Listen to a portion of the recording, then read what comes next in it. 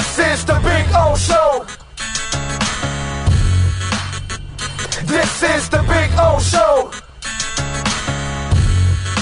All right. There he is, the Perk man, ready to go.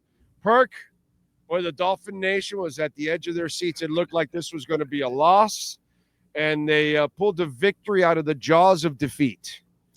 That was good. Yeah, no, you know what, Big O? Obviously, it's better to win than lose. You don't want to go to overtime against the Jets. That's the thing. At home, you don't want to do that. You want to see more. You want to stick it to them. You want this game to be over by the middle of the third quarter. That's not what we saw today. What we saw was some good resilience, a good fighting spirit, and that's what I'm writing about tomorrow. I've always liked the fighting spirit of this team. I've always complimented their fighting spirit, whether it was the 5-game losing streak of 2022 or all those late season defensive losses last year.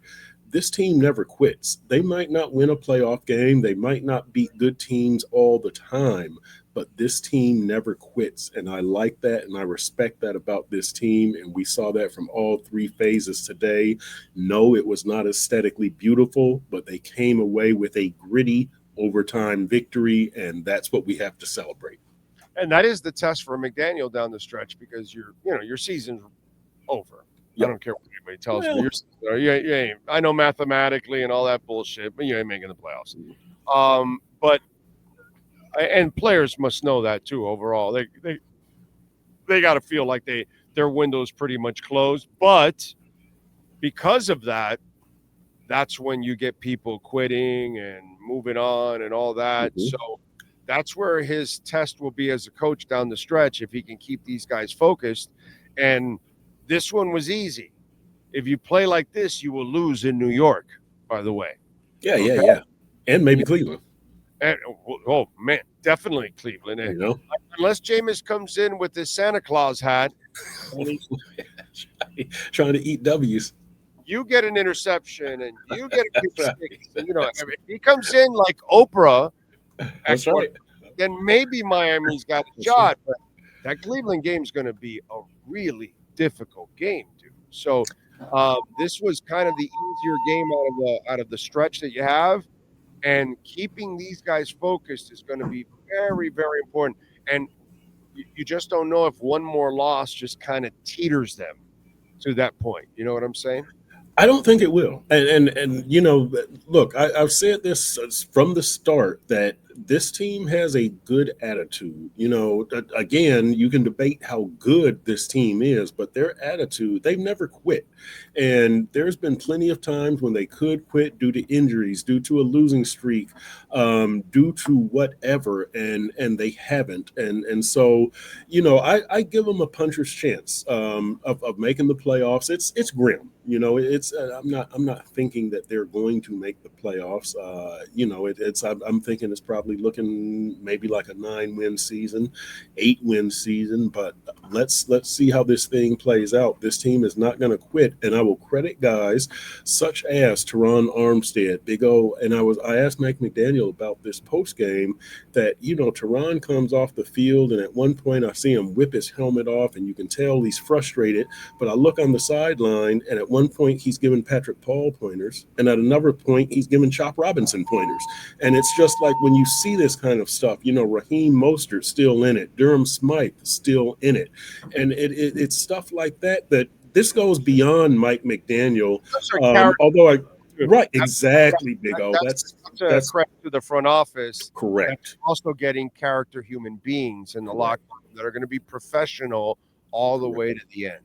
Yep. And Chris Greer and Mike McDaniel have selected a good team. I've said this, it's a very low knucklehead factor. There's not a lot of idiots in that locker room, and you see that at times like now, and in games like today. You see it at 2-6. You see it at 1-3. So, let's give some credit. I know playoff hopes are grim, but let's give some credit about the fighting spirit and what we saw today. These guys are still in the fight, and that's not an easy thing. No, I'm with you there. And to me, I thought Tua played a terrific game. Yep. To me, Tua reminds me I just don't think he's the problem. I think if the team was built the right way around him with a power running game. Yes. Thank you, Big O. Yeah, and a defense like Alabama, in other words. If you Yeah, do the same yeah, thing, you have a yeah, power running game, yep, keep the pressure off of him that way, he's going to kill deadly passing, dude. You yeah. know, his accuracy is just I think goes I think his accuracy is not appreciated enough by some people in the Dolphin Nation. I think they take it for granted, actually, considering you've gone through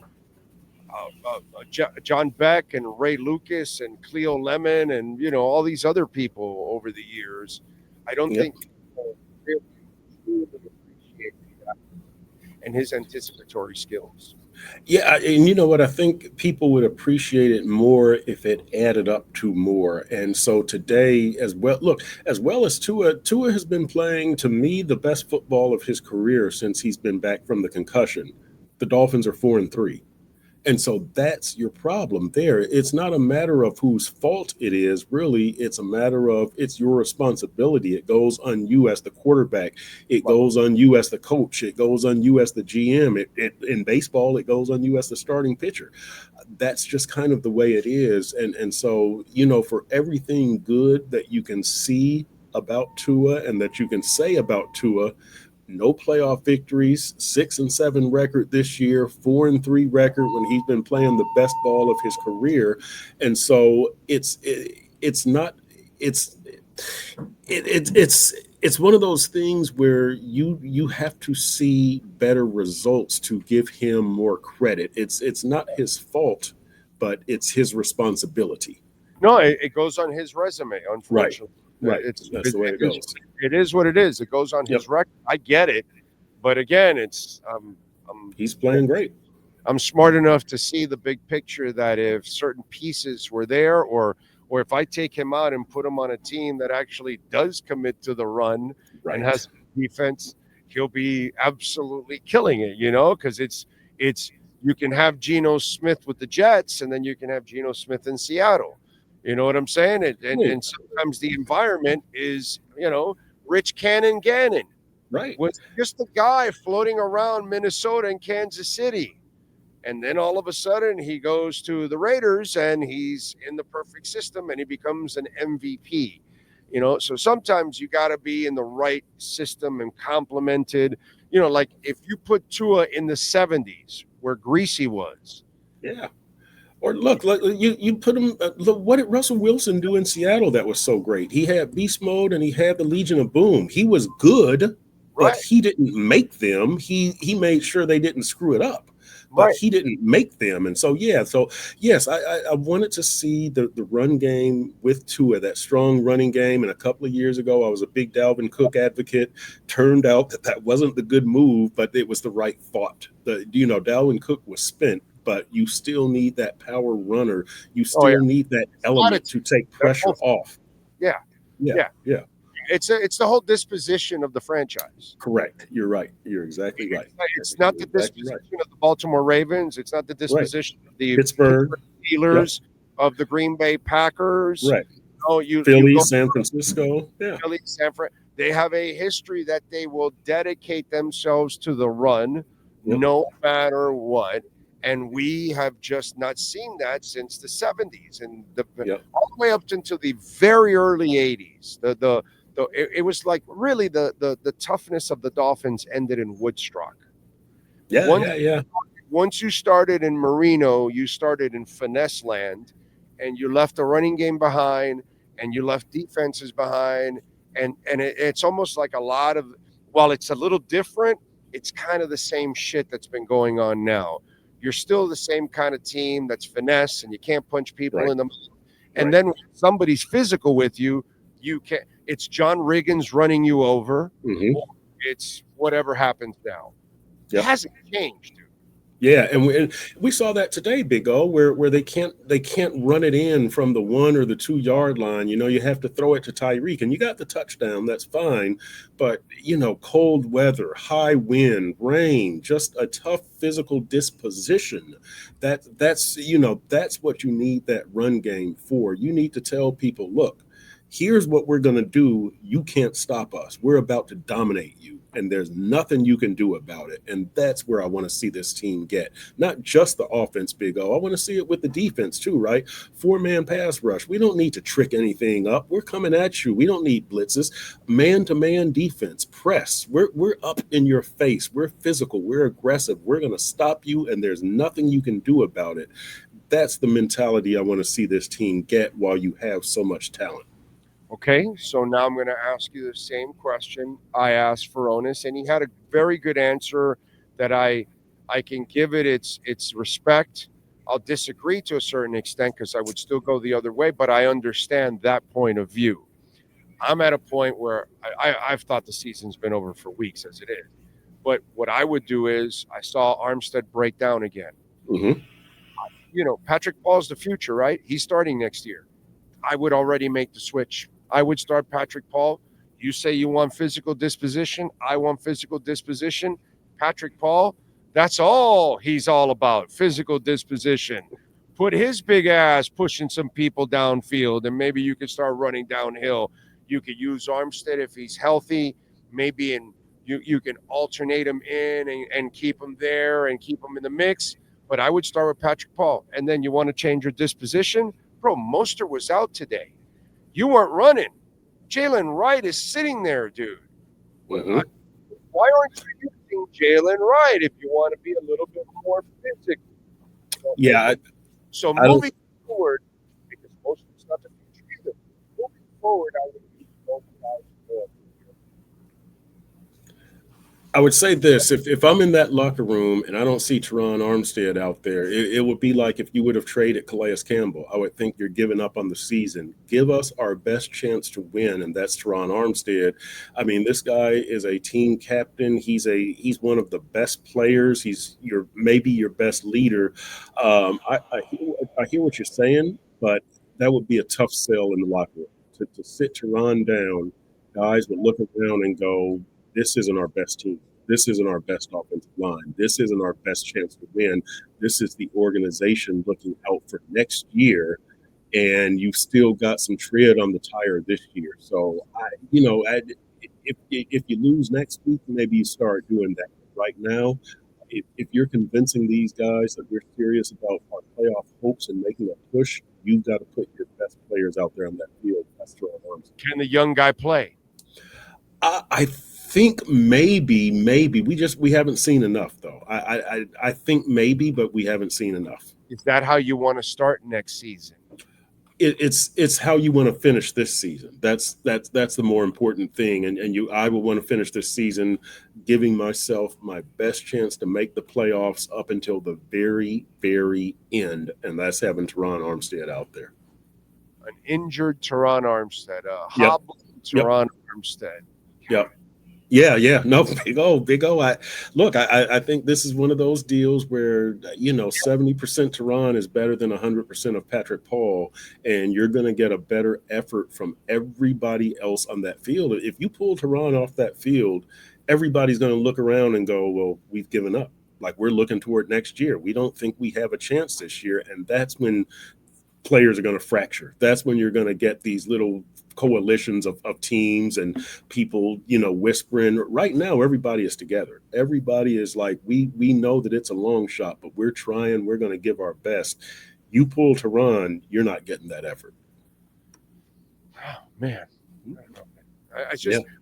The way I see Patrick Paul play so far, I got to look at it again this week to see how he played, but I don't see like the start of Austin Jackson's career or Eichenberg.